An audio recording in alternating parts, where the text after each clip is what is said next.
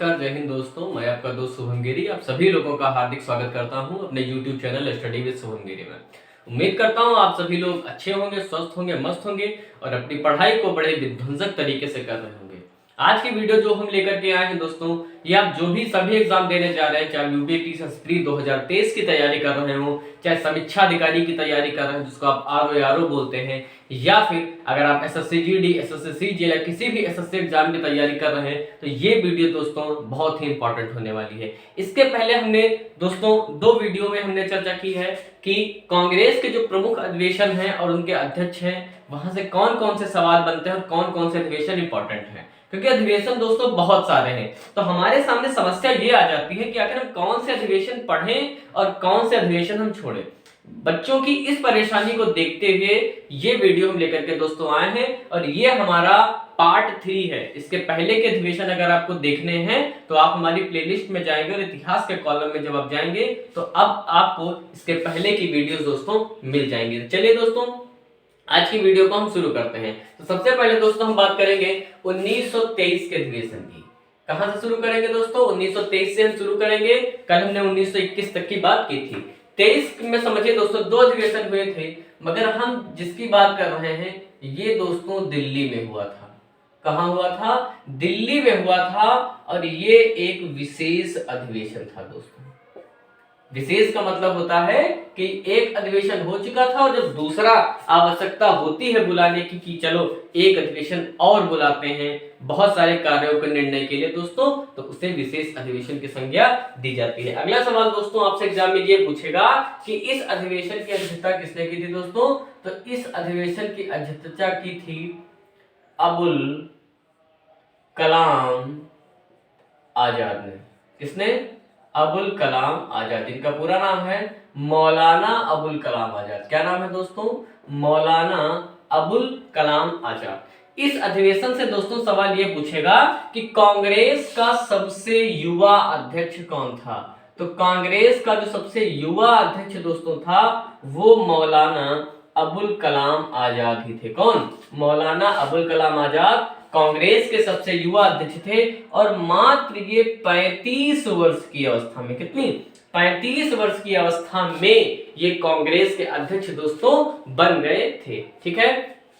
और अगर एक पॉइंट की हम बात कर ले दोस्तों तो आपको पता होगा 1923 में ही स्वराज पार्टी का ही गठन किया गया था कि जब गांधी जी से नाराज होकर के कांग्रेस से अलग होकर के सी.आर. दास और मोतीलाल नेहरू ने नई पार्टी बनाई थी स्वराज पार्टी। तो इसी अधिवेशन में क्या किया कांग्रेस ने कि स्वराज पार्टी को कांग्रेस में प्रतिभाग करने की, कांग्रेस के अधिवेशन में भाग लेना, कांग्रेस के अधिवेशन में क्या बोला दोस्तों? भाग लेना की जो अनुमति थी वो दे दी गई। अलगाव हो गया था तो भाई गांधी जी और अन्य कांग्रेसियों को लगा कि यार अगर हम इनको अलग कर देंगे, अपने में शामिल ही नहीं करेंगे तो हम कमजोर किसको कर रहे हैं? कमजोर तो हम अपने आप को ही कर रहे हैं ना। तो अनुमति दे दी स्वराज पार्टी और उनके सदस्यों की कि आप कांग्रेस की कार्यकारिणी में दोस्तों भाग ले सकते हैं। याद रखिएगा दोस्तों कांग्रेस का सबसे युवा अध्यक्ष कौन था? तो मौलाना अबुल कलाम आजाद मात्र 35 वर्ष की अवस्था में बने थे और इन्होंने 1923 के विशेष दिल्ली अधिवेशन की अध्यक्षता की थी। ठीक है दोस्तों, चलिए 24 की बात कर लेते हैं। 24 में अब हम बात करेंगे दोस्तों कौन से एग्जाम में सवाल बहुत ज्यादा बनते हैं। तो सबसे पहले ये जान लीजिए दोस्तों, ये जो अधिवेशन हुआ था ये बेलगांव में हुआ था। कहां हुआ था? बेलगांव। एक बार एग्जाम में पूछ लिया बेलगांव कहां पड़ता है, तो याद रखिएगा दोस्तों बेलगांव आपका कर्नाटक में पड़ेगा। कहां पड़ेगा दोस्तों? कर्नाटक में पड़ेगा। तीसरा सवाल आपसे ये पूछेगा कि बेलगांव अधिवेशन की अध्यक्षता किसने की थी दोस्तों? तो महात्मा गांधी ने की थी। ये एकमात्र ऐसा अधिवेशन है दोस्तों, ये एकमात्र अधिवेशन है जिसकी अध्यक्षता महात्मा गांधी ने की थी। इसके अतिरिक्त कभी भी महात्मा गांधी ने किसी भी कांग्रेस अधिवेशन की अध्यक्षता नहीं की। तो अगर आपसे एग्जाम में सवाल पूछे कि महात्मा गांधी ने किस अधिवेशन की अध्यक्षता की थी, तो 1924 के बेलगांव अधिवेशन की अध्यक्षता इन्होंने की थी। और जब इन्होंने अध्यक्षता की दोस्तों तो इन्होंने अस्पृश्यता की बात की। किसकी बात की? अस्पृश्यता की बात की और एक प्रस्ताव रखा किसके लिए कि अस्पृश्यता की समाप्ति का जो प्रयास है, एक अभियान जो है कांग्रेस दोस्तों चलाएगी।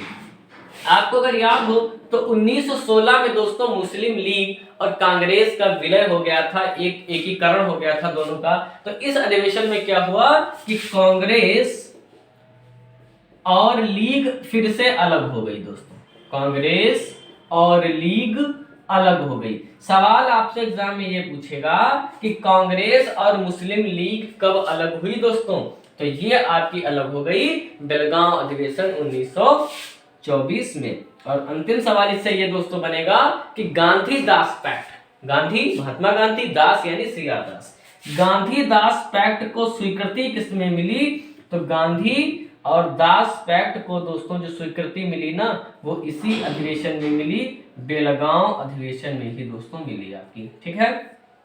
तो गांधी दास पैक्ट में क्या था कि दास जो है अपनी स्वराज पार्टी का प्रतिनिधित्व कर रहे थे। तो भाई अब इनके रास्ते अलग थे। जो स्वराज पार्टी थी विधानसभा के विधान परिषद के चुनाव में भाग लेना चाहती थी, कांग्रेस चाहती थी कि हम क्यों उसका हिस्सा बने, जो सरकार हम पर हुकूमत कर रही है, जो हमारा शोषण कर रही है, हम उसी शोषण वर्ग का हिस्सा क्यों बने। तो यहाँ पर जो गांधी और दास के मध्य जो समझौता हुआ, और समझौते में ये हुआ कि ठीक है आप चुनाव में भाग लीजिए, मगर आप वहां पर हम भारतीयों की जो मांगे हैं, जो समस्याएं हैं, उनको वहां पर रखें दोस्तों, ठीक है। चलिए तो ये सवाल दोस्तों यहां से बनते हैं। और अब बात कर लेते हैं दोस्तों हम 1925 के कानपुर अधिवेशन की। तो पहला सवाल तो यही बनता है दोस्तों, 1925 का अधिवेशन कहां हुआ था, तो दोस्तों हमारे उत्तर प्रदेश में हुआ था। कहां हुआ था, कानपुर में। और जो सबसे महत्वपूर्ण सवाल ये बनता है कि पहली बार किसी भारतीय महिला ने दोस्तों कांग्रेस की अध्यक्षता की थी, और उनका क्या नाम था, सरोजिनी नायडू दोस्तों। क्या नाम था, सरोजिनी नायडू, प्रथम भारतीय महिला। कौन थी दोस्तों, प्रथम भारतीय महिला अध्यक्ष, महिला अध्यक्ष, ठीक है दोस्तों। प्रथम भारतीय अध्यक्ष तो आप जानते हैं, महिला अध्यक्ष आप जानते हैं एनी बेसेंट थी। मैंने कल की वीडियो में बताई थी कि 1917 का जो कलकत्ता अधिवेशन था उसमें पहली बार किसी महिला ने अध्यक्षता की थी, और वो थी एनी बेसेंट। इसके बाद अगर दूसरी महिला अध्यक्ष बोलेंगे तो सरोजिनी नायडू, और अगर प्रथम भारतीय महिला की बात करें दोस्तों तो आपकी सरोजिनी नायडू आती है, ठीक है दोस्तों। अब हम बात करेंगे भाई इसमें हुआ क्या, ठीक है। तो इसमें दोस्तों पहली बार पूर्ण स्वराज का प्रस्ताव रखा गया। क्या रखा गया, पूर्ण स्वराज का प्रस्ताव रखा गया। और किसने रखा, हसरत मोहानी ने रखा, हसरत मोहानी ने रखा, मगर यह पारित नहीं हुआ दोस्तों, पारित नहीं हुआ। क्लियर। सवाल पूछेगा पूर्ण स्वराज का प्रस्ताव पहली बार कब और किसने रखा था, तो पूर्ण स्वराज का प्रस्ताव पहली बार हसरत मोहानी ने रखा था दोस्तों। कहां रखा था, 1925 के कानपुर अधिवेशन में, जिसकी अध्यक्षता जो है वो सरोजिनी नायडू ने की थी। और अंतिम सवाल दोस्तों ये बनता है कि पहली बार हमारा जो झंडा गीत था दोस्तों, झंडा गीत क्या था हमारा, विजयी विश्व तिरंगा प्यारा। क्या दोस्तों, विजयी विश्व तिरंगा प्यारा, झंडा ऊंचा रहे हमारा, विजयी विश्व तिरंगा प्यारा, ठीक है दोस्तों। ये पहली बार जो गाया गया ना झंडा गीत, वो 1925 के कानपुर अधिवेशन में ही गाया गया। और इसको जो गाने वाला व्यक्ति था वो थे श्यामलाल गुप्ता दोस्तों, श्याम लाल गुप्ता ने इसको गाया था, ठीक है दोस्तों। तो ये सारी क्वेश्चंस आप याद रखिएगा, ये हमारे आज के महत्वपूर्ण टॉपिक से बिंदु थे। आप इनको जरूर अपने डायरी कलम में नोट करिएगा। और अगर आप हमारे स्टडी के ग्रुप में ऐड हैं तो नोट्स बना करके जरूर प्रेषित करें, हम देखेंगे आपने कैसे क्या लिखा हुआ है। तो आज की वीडियो दोस्तों कैसी लगी कमेंट करके जरूर बताइएगा, और अच्छी लगी हो तो लाइक शेयर और सब्सक्राइब करना बिल्कुल भी ना भूलें, और हमारे चैनल स्टडी विद शुभम गिरी का जरूर हिस्सा बने। और अंत में यही कहना चाहूंगा दोस्तों, आप लगातार हमारे चैनल पर बने रहें, और हम आपका पूरा सहयोग और सपोर्ट करते रहेंगे, और आपके लिए अच्छी अच्छी वीडियो लाते रहेंगे। तो ठीक है दोस्तों, आज की वीडियो को हम यहीं पर अंत करते हैं। कल फिर मिलेंगे एक नए टॉपिक के साथ, एक नए वीडियो के साथ। तब तक मेरे साथ बोलिए दोस्तों, जय हिंद जय भारत।